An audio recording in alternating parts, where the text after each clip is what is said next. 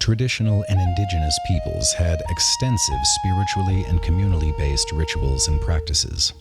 They stood immersed and interdependent with the soul and spirit of nature and each other. The orchestration of the warrior's return journey was designed to bring spirit back into the warrior's soul. Indigenous people studied the buffalo who would sacrifice themselves to protect their herd, living not for themselves but for each other.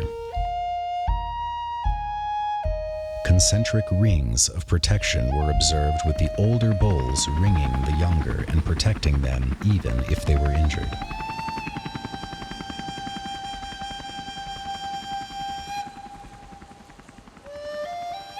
Similarly, the warriors' traits and the civilians' behavior were modeled after the buffaloes.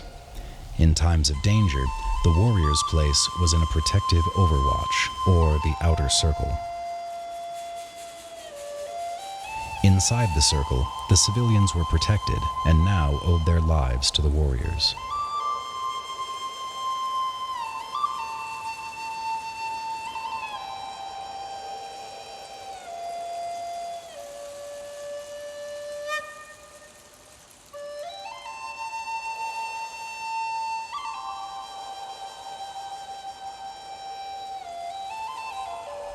Upon the warrior's return, the civilians became a circle of welcome, essentially giving thanks while tending to their returning warriors' needs, body, mind, and spirit, with purification ceremonies and healing rituals.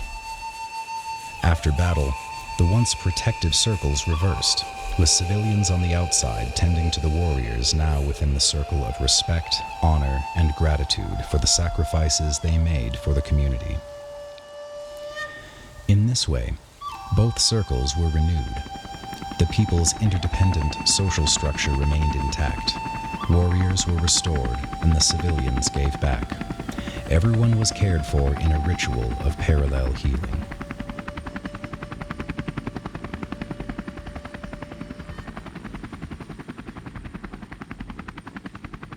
Truth, trust, faith, integrity, courage, and self-sacrifice were ancient traits our modern warriors also exemplify, and as a society we must provide the same for them as they return, and thus completing the circle.